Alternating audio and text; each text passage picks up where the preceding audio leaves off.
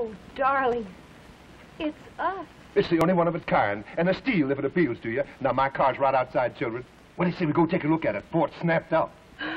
It was everything he claimed. As Rand said, it wasn't for real. It took us a month to furnish our nest. I used a mixture of Spanish colonial and Chinese modern for my decor. I was beat the afternoon I tacked up the last bullfight poster, but I had a sense of fulfillment. And then it started. The first hint I got of something uncanny was when I was in the kitchen, mixing a fig and avocado puree in the blender. Happy as a June bride, ain't you? Not a care in the world. That's right. Well, you're in for a surprise, dear heart. You know, you're awfully naive about that husband of yours. Do you actually believe he was on location last night out at the studio ranch? You really and truly believe it, you poor innocent. Oh, yes, that was pancake makeup on his cheek, all right, but he didn't put it there. There's a torrid little Mexican named Chita Casaba in that picture of his, and she just adores big, husky Americanos. That's right. Take my advice, pet, and stop deceiving yourself. You can depend on him to do that. Once I got over my panic, I tried to rationalize the thing, but I couldn't. It soon started nagging at me. That evening, Rance and I were quietly sitting over coffee in the patio, drinking it, that is.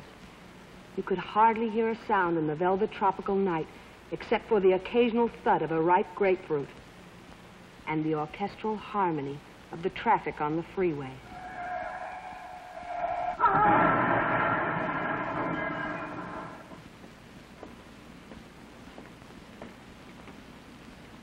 Just don't stand a prayer with those movie cameramen. If I told him once, I told him 4 times. It's a right profile. That's the one the fans want to see.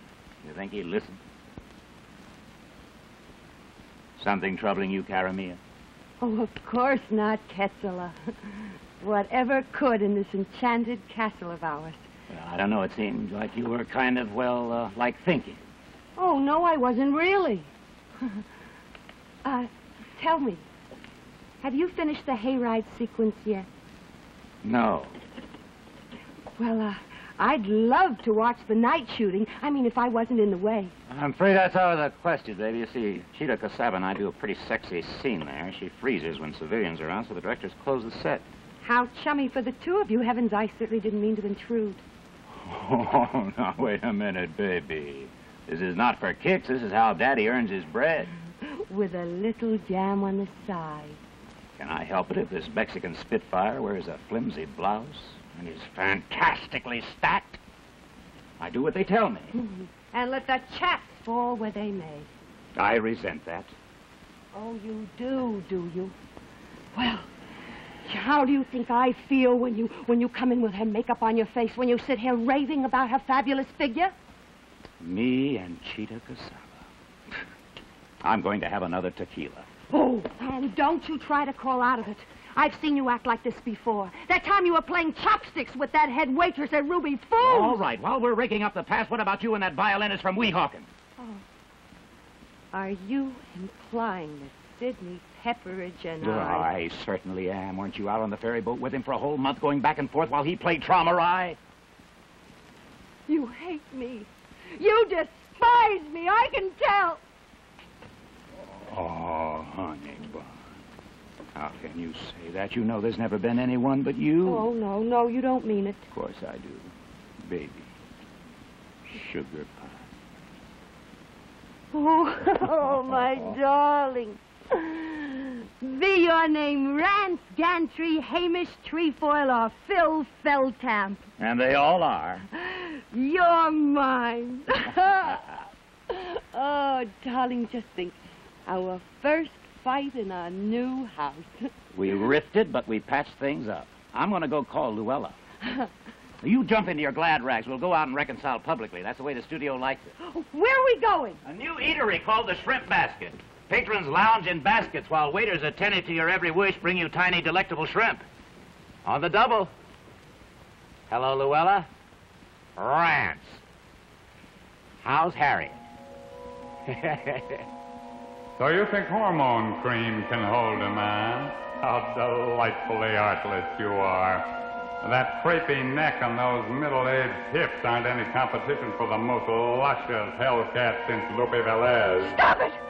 Stop it! Why are you telling me all this? Because I am yours, every stuccoed inch of me, from the plaster pickaninny out front to the fireproof shingles on my roof, and because I'm watching over and under and all around you, which your husband isn't by a long shot. That laddie's got other fish to fry, and take it from me, they are crackling. No. You don't believe it? You don't believe it? Go to the Casa Golandrina on South Normandy and ask the sanitary engineer. That's right, Luella. I'm going to phone the studio now. They'll have the photogs at the Shrimp Basket at 9 o'clock. That's right.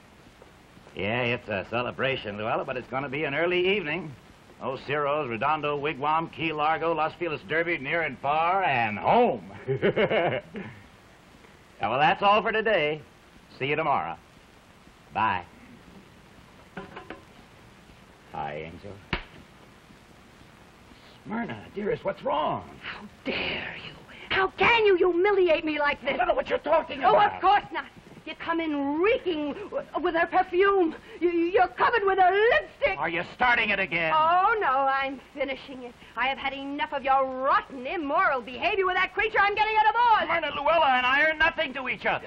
Cheetah Cassava. You're cuckoo. Oh, I am I? Well, if I am, it's done by your conduct. I've got all the evidence I need. I'm going to Las Vegas tonight. And so do I have evidence. I know all about the characters you've been stepping out with. That car hop with a yellow convertible, the orthodontist on Lancashire Boulevard. Why, you miserable, contemptible slap! I haven't looked at another man! You haven't, eh? I've got a list of them a mile long. I've had daily reports on the galoot you've been seeing. From whom? Name him. I defy you to prove Don't worry, it! I will when the time comes. Oh, well, believe you me, Mr. Phil Feldkamp. You'd better. I'll give you so much club publicity. I will drag you through the gutter. You wouldn't do that? My career. My public. My mom. Jerry Giesler will explain it to you in the court. No, honey, Smyrna. Listen, baby, maybe I was mistaken. My reports on your didos didn't come from a private eye exactly. It was more like from a voice, kind of. You mean like somebody talking to you in the house here? That's right. A horrible, sneaky voice whenever I was alone. Oh, my darling. Can't you see what's happened? You heard it, too. And that's how you started suspecting me. Said horrible things to me. That I was a no-talent ham. And ought to grease cars for a living. Oh. My poor Ketzler. Oh. You say you and your husband both heard this house talking. That's right. Well, you're obviously both victims of an auditory neurosis. That's right. That's when we both went into treatment. Naturally. I came east, and Hamish had several sessions with an actor friend who had played a lot of psychiatrist roles. About the house. Oh, well, we moved out of that right away. But you can send your bill there. 6400 Aorta Road. Hamish goes round once a week to pick up the mail.